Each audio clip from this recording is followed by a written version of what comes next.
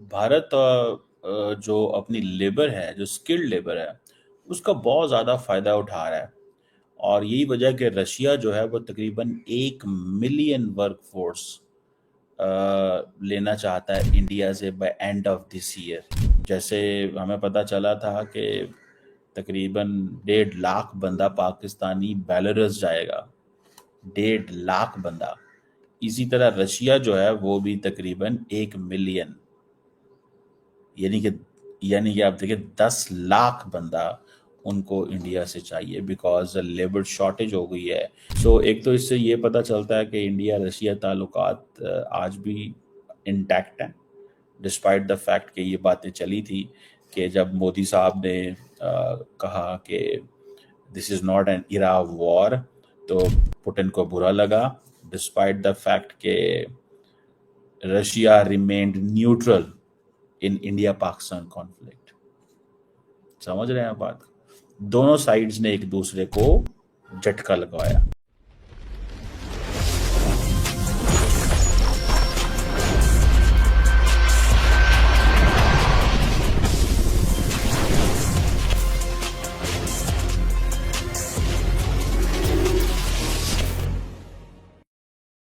जी hello दोस्तों, मैं हूं कमर चीमा। उम्मीद है आप लोग ठीक होंगे। दोस्तों, भारत जो अपनी लेबर है, जो स्किल्ड लेबर है, उसका बहुत ज़्यादा फ़ायदा उठा रहा है।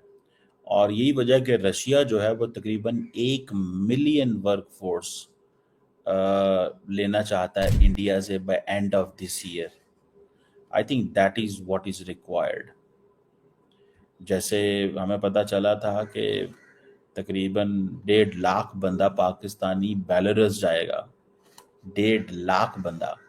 इसी तरह रशिया जो है वो भी तकरीबन 1 मिलियन, यानी कि आप देखिए 10 लाख बंदा उनको इंडिया से चाहिए बिकॉज लेबर शॉर्टेज हो गई है, पर्टिकुलरली इन इंडस्ट्रियलाइज्ड एरिया में अंदर। और आप देखें कि इस साल का जो आखिर है उसमें स्पेशलिस्ट इंडिया से जाएंगे और वो डिफरेंट जगहों पे वो जाएंगे।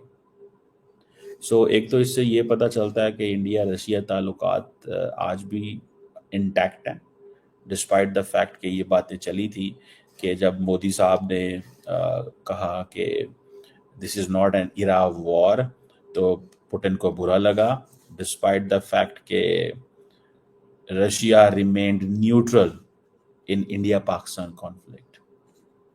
समझ रहे हैं आप बात?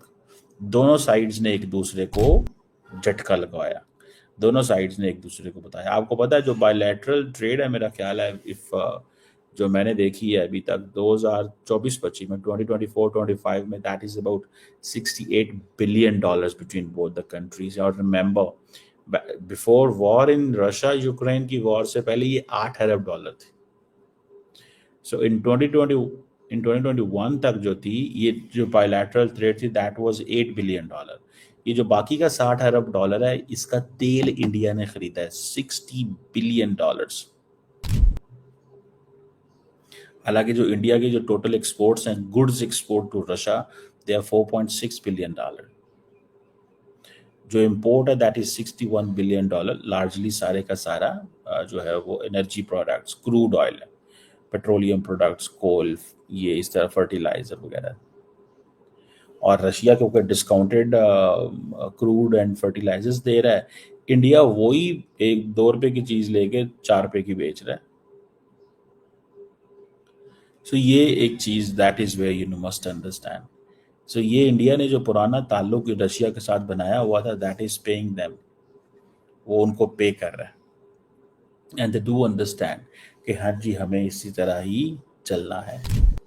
मुझे ऐसे ज़ाती तौर पे लगता है कि ये जो वो जो कुछ हो रहा है इस वक्त, यानी कि जो इंडिया रशिया ट्रेड है, ठीक है जी, अपनी जगह पे मतलब वो सारा देखते हुए, आपको पता है मैं ये भी पढ़ रहा था, पहले कुछ 14,000 इंडियंस रशिया के अंदर है। 14,000, अब आप देखें 14,000 से 10 लाख और चला गया। तो इट मीन्स कि India is being viewed as a country which has a work force. अच्छा, इंडियन स्टूडेंट्स भी बहुत बड़ी तादाद में है। और ये जो उनमें से कहा जाता है کہ ایک 31,000 انڈین اسٹوڈنٹس بھی وہاں موجود ہیں، ٹھیک ہے، ادر دین دیٹ 14,000. یہ 14,000 وہ ہیں جو ریزائڈ کرتے ہیں، ریزیڈنٹس ہیں. 31,000 کے قریب انڈین اسٹوڈنٹس ہیں جو کہ رشین یونیورسٹی میں میڈیسن، انجینئرنگ، ان چیزوں میں پڑھتے ہیں. میں نے ویسے پاکستان کے اندر آج تک کسی رشین یونیورسٹی سے پڑھے ہوئے کو کوئی اتنی وہ نہیں اہمیت دی، مجھے کوئی بھی نظر نہیں آیا. ہمارے ایک گاؤں میں ایک ڈاکٹر صاحب رشیا سے پڑھ کے آئے تھے بہت پہلے، آج سے 20 سال پہلے. He couldn't make it in our society. So اس چیز کو بھی ذہن میں رکھنا ہے، اس چیز کو بھی ذہن میں رکھنا ہے کہ انڈیا جو ہے وہ پہلے کو 30-31,000 اسٹوڈنٹس بھی وہاں پہ موجود ہیں، 14,000 ریزیڈنٹس ہیں وہاں پہ جو ریزائڈ کر رہے ہیں، ٹھیک ہے جی. اور یہ آپ سمجھ لیں کہ نمبر بڑھ رہا ہے ان کا. سو جو ٹوٹل جسے آپ کہہ لیں کہ جو Indian work force basically Russian کو، آپ کو یاد ہوگا جب یوکرین اور اسرائیل اور فلسطین کے درمیان جو غزہ حماس کے درمیان جنگ شروع ہوئی، تو اس وقت جو انڈین لیبر فورس تھی وہ کہاں گئی تھی؟ وہ ساری کی ساری لیبر فورس انڈیا کی اسرائیل گئی تھی. So India is taking advantage of wars. دیکھیں، اور اس میں یہ ہوتا ہے کہ آپ کا کیا، how you are going to be, آپ کیسے ریلیونٹ ہوں، یہ سوال ہے. مثال کے طور پہ بھائی جنگ ہوئی غزہ اور حماس اور اسرائیل کے بیچ میں، ہو از دا بینیفیشری؟ انڈیا. کیسے؟ ورک فورس اسرائیل چلے گی. وہ بندے جو انڈیا کے اندر 40,000 روپے کما رہے ہوں گے، وہ اسرائیل کے اندر جا کے 3 لاکھ کما رہے ہیں. ایسے ہی ہوا ہے نا کہ the person who was earning 40,000, 50,000, I'm just giving an example, he or she may be earning like 300,000 rupees or 400,000 or $2,000 اور ان کی ڈیمانڈ وہاں بڑھ جائے گی. وہاں پہ جو کیپیسٹی ہے to pay is much more than here in India and South Asia کے اندر جو ہوتی ہے. So that is a message. یہ میسج بڑا کلیئر ہے بھائی، اس کو تھوڑا سا ہمیں اسٹڈی کرنا چاہیے، دیکھنا چاہیے کہ یہ کیسے چل رہا ہے اور یہ کیسے چیزیں جو ہے نا they are going to be in coming days and so India نے بیسیکلی اپنی ورک فورس جو ہے اس کو اہمیت دیتا ہے. اسی لیے کہتے ہیں نا اسکلڈ لیبر چاہیے. آپ کی جو اسکلڈ لیبر ہے نا وہ چاہیے آپ کو، اور آپ کو کچھ نہیں چاہیے. اسکلڈ لیبر چاہیے. اسکلڈ لیبر وہ labour that can make effect. ٹھیک ہے جی.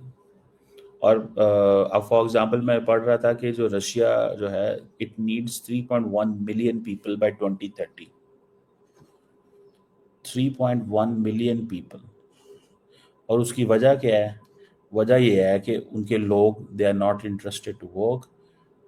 آئندہ بچے نہیں ہو رہے، ینگ جو لوگ ہیں وہ پاپولیشن نہیں بڑھ رہی، تو یہ چیز تو ہوگی. سو یہ آپ سمجھ لیں کہ 2-1 سال سے انڈینز نے بڑی تعداد میں وہاں جانا شروع کر دیا. سو اس سے یہ پتہ چلتا ہے کہ دیکھیں اب ہوتا کیا ہے. India for the Russians is a comfortable place and for Russians India is a comfortable place because friendly nations ہیں. آپ کو یاد ہوگا کہ کچھ انڈیا کے لوگ جو ہیں ان کو رشیا نے جنگ لڑنے کے لیے بیچ دیا یوکرین کے خلاف. بعد میں پتہ چلا کہ جی انڈینز تو جنگ پہ چلے گئے ہیں. وہ کسی نے کہا جی کہ یہ سارے جا رہے تھے انلیگل کہیں یورپ یا سمویئر، دے ور دیر. ان کو رشین گورنمنٹ نے پکڑ کے انہوں نے کہا جی آپ ادھر جنگ لڑو نا ہمارے ساتھ، پھر ہم آپ کو چھوڑ دیں گے، ہم آپ کو پیسے بھی دیں گے. انہوں نے کہا ٹھیک ہے. کچھ کو لڑایا گیا، کچھ مرے ہوں گے، کچھ کا پتہ نہیں چلا. پھر انڈینز بھاگے. انہوں نے کہا یار یہ کیا کر رہے ہو ہمارے لوگوں کے ساتھ؟ آپ ہمارے اچھے دوست ہو کہ ہمارے لوگوں کو آپ جنگ میں دھکیل رہے ہو. سمجھ رہے ہیں بات کو؟ So I think that's where the meaning is, that's where the message is. مجھے یہ نظر آتا ہے ایٹ لیسٹ. इस चीज़ को मैं जो है वो अभी तक समझ पाया हूँ। अब देखते ये हैं कि होता क्या है, देखना ये है कि होता क्या है। होता ये है कि ओनली टाइम विल टेल कि ये जो इंडिया की जो वर्क फोर्स है, it is going to be very very very very, वो जिसे कहते हैं ना, बेनिफिशियल होगी। और किसके लिए बेनिफिशियल होगी, जारी बात है ये, for the for the entire, जो आप समझ लें कि जो जो स्ट्रक्चर चल रहा है इस वक्त, उसके लिए। और वो स्ट्रक्चर क्या है कि आप एक पूरे का पूरा बेसिकली अपॉर्चुनिटी क्रिएट कर रहे हो ना। ये अपॉर्चुनिटी इंडियंस यूरोप में ढूंढ रहे हैं, अमेरिका में ढूंढ रहे हैं। अब प्रॉब्लम ये है कि not all Indians want to go Russia, because उनको पता है वहाँ पे लैंग्वेज डिफरेंट बैरियर है। उनको पता है आप रशिया चले गए तो आप डिस्कनेक्ट हो जाओगे रेस्ट ऑफ द वर्ल्ड के साथ, बिकॉज रशिया में आप यूरोप नहीं जा सकते, अमेरिका नहीं जा सकते, वहाँ कुछ और। तो I think that is where this is an interesting thing. Let's see क्या इसमें होता है। But after Israel Gaza Hamas war, India is also beneficiary of this war in a sense के बिजनेस भी कमा लिया और लेबर फोर्स भी भेज दी।